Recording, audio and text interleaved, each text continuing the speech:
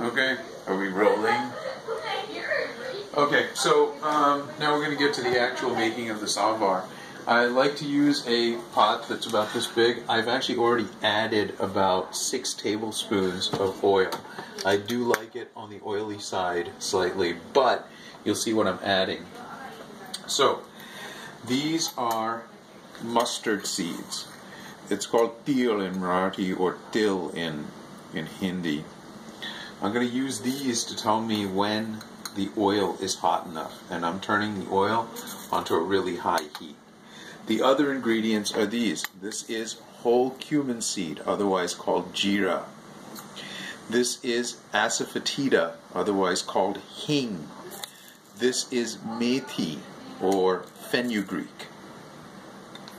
The other spices that we will be using are turmeric, okay, otherwise known as harad in Marathi or haldi in Hindi. This is garlic or lasun in Marathi. I don't know what it's called in Hindi, but we don't speak Hindi. So, over here, these are some of the vegetables I'm going to put in. So, I have half a cauliflower here, and I have carrots. I like to cut them up. I like to cut them up in quarters, really. I've halved some of the smaller pieces. I find that carrots have a natural sweetness, and I'm not a fan of things being too sweet. So, I like to cut them into these quarters so they really absorb the spices. Then I have tomatoes. Okay, these are 3 tomatoes. So I've taken about 4 carrots and cut them up this way. I've taken half a head of cauliflower and cut it up like this. You can make it as big or as small as you like.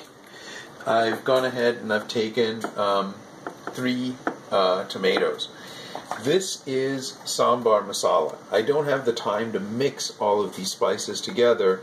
I use MDH sambar masala, and I have taken about you can say about 4 tablespoons of masala, and I've taken about 2 tablespoons of salt. I will probably need to add more salt, but the thing with salt is this. If you are short on salt, you can always add more. If you add too much salt, there's almost nothing you can do about it. Now, I have put here, I'm going to mix this together, but this is jaggery. So I've taken about 1.5 tablespoons of jaggery. This is an Indian sugar. You're supposed to be watching. This is an Indian sugar. You can use regular sugar, but I just like using this. Also onions. I've chopped up some onions as well, and you don't have to chop them up particularly finely. They can be rough chopped. They're quite rough chopped. So anyhow, coming back to this, this is Indian sugar or jaggery. You can use that if you want. You can also use regular sugar. I've taken about 1 tablespoon. The other thing that I have put in here is also tamarind concentrate.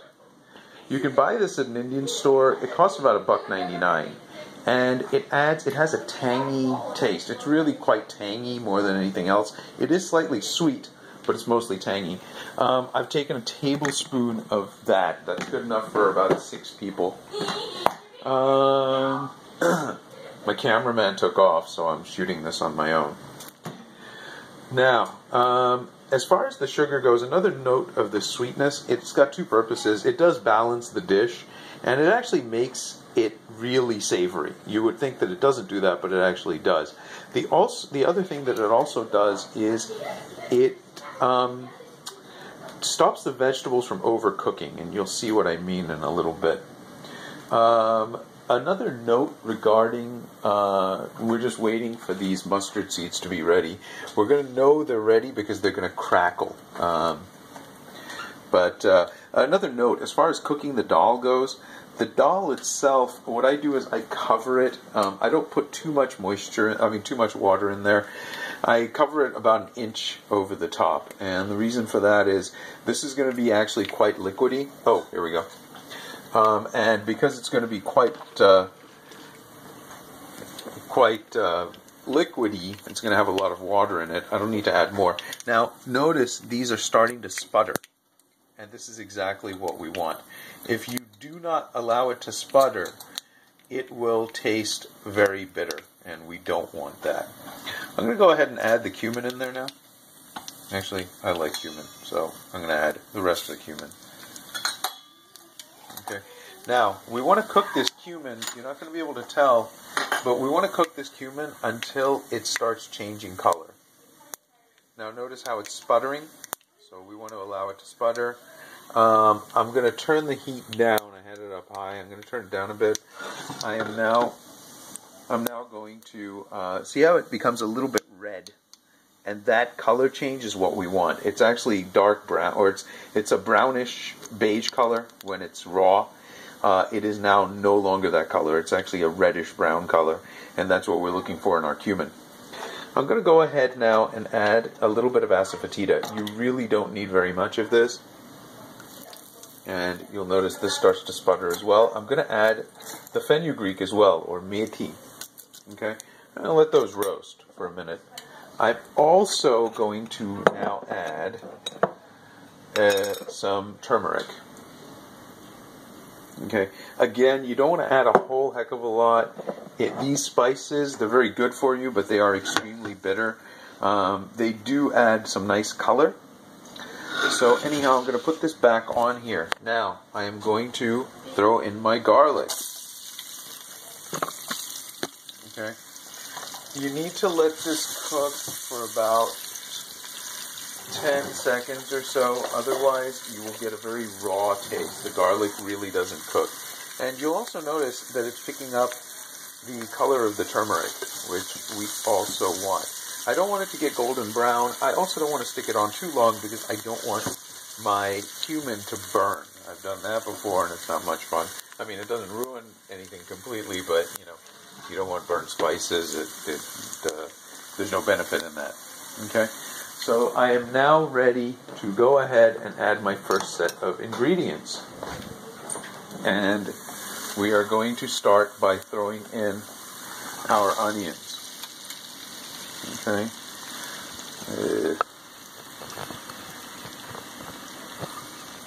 Okay, putting my onions in there. Now I'm going to come over here and I'm going to get my cauliflower and my carrots, and I'm going to throw those in as well. Okay, and now you can see why I actually added all that oil.